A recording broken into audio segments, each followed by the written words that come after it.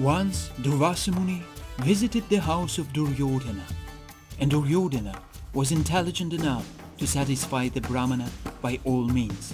So the great Rishi wanted to give some benediction to Duryodhana. Duryodhana knew Rishi's mystic powers, and he also knew that the mystic Brahmana, if dissatisfied, could cause some havoc, and thus Duryodhana's plan was to engage the Brahmana to show his wrath upon his enemy cousins, the Pandavas.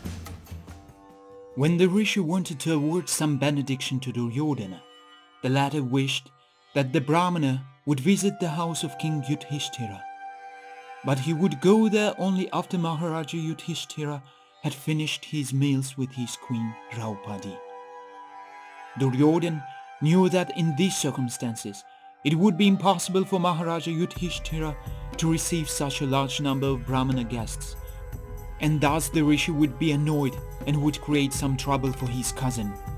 That was the plan of Duryodhana.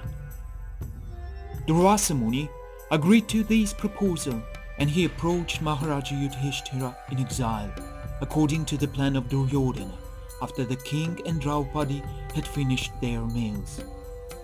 On his arrival at the door of Maharaja Yudhishthira, Durvasa was at once well received, and the king requested him to finish his noontime religious rites in the river, for by that time the foodstuff would be prepared.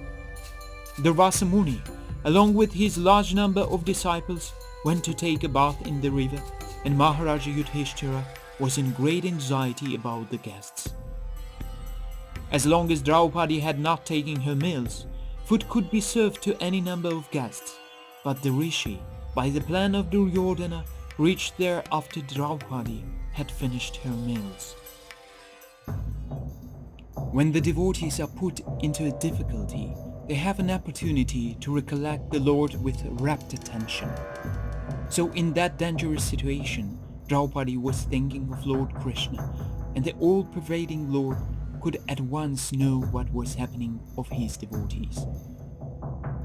He therefore came there on the scene and asked Draupadi to give whatever food she might have in her stock.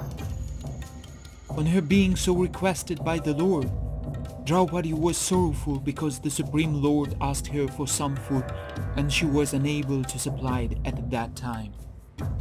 She said to the Lord that the mysterious dish which she had received from the sun god could supply any amount of food if she herself had not eaten.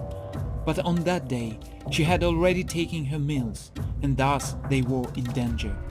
By expressing her difficulties, she began to cry in front of the Lord as only a woman would do in such a position. The Lord, however, asked Draupadi to bring up the cooking pots to see if there was any particle of foodstuff left. And on Draupadi doing so, the Lord found some particle of vegetable sticking to the pot. The Lord at once picked it up and ate it. After doing so, the Lord asked Draupadi to call for her guests, the company of Durvasa. Bhima was sent to call them from the river. Bhima said, "Why are you delaying, sirs? Come on, the food is ready for you."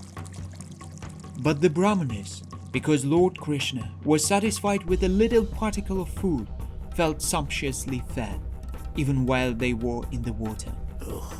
So they thought that since King Yudhishthira must have prepared many valuable dishes for them, and since they were not hungry and could not eat, the king would feel very sorry, so it was better not to go there. Thus they decided to go away.